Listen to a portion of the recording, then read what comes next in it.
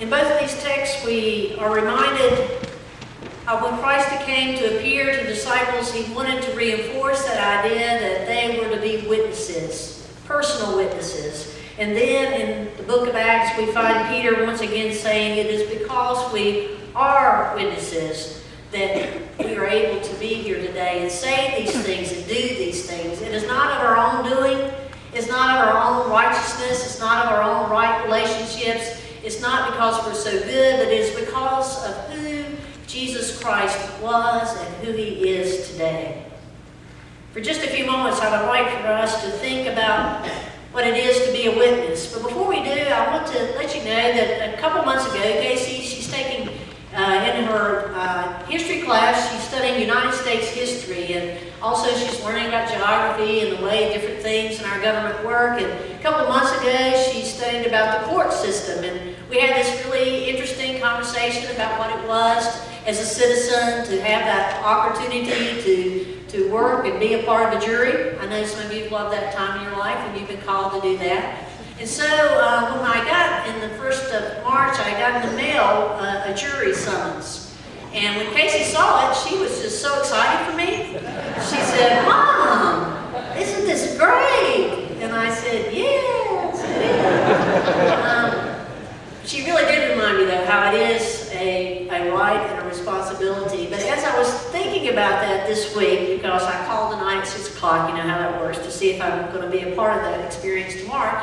But as I was thinking about that and thinking about a time many years ago when I had a similar opportunity, it fell that actually I was called to be a part of a jury during Holy Week. Kind of interesting time for a pastor to be called to be on a jury.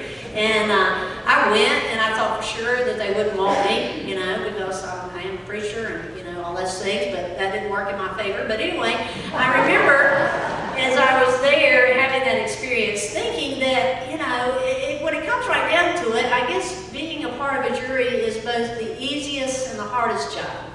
I mean, it's certainly better than being the accused. You'd agree with that. We would all agree with that. And I think it's you know, I feel for the judges. I have a whole new respect for the whole system because I was a part of that. I feel for the judge. I feel for those who are the defendants. And as you think about it, in some ways, you just kind of show up and you just listen for the truth, right? You listen for the truth. You would think it'd be simple, beyond a reasonable doubt.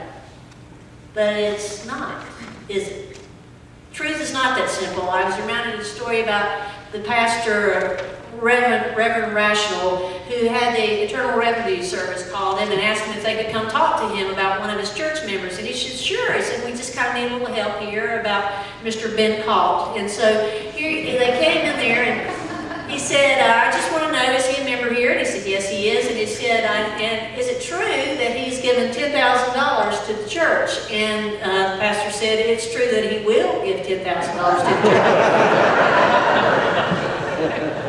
It's a matter of perspective, isn't it? And sometimes we can make the truth work for us, and sometimes we feel like the truth works against us. But you know, as we think about what it is to be a jury, and sometimes as Christians, as I'm reminded by my dear friend Jim this morning, sometimes as Christians, we feel like that is our role. We're the jury.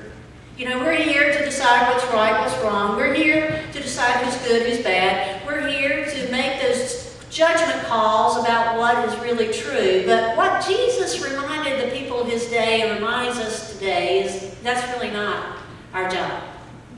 That's not our job. And instead, what Jesus consistently said to the people, his disciples, his friends, was that your job is to be witnesses.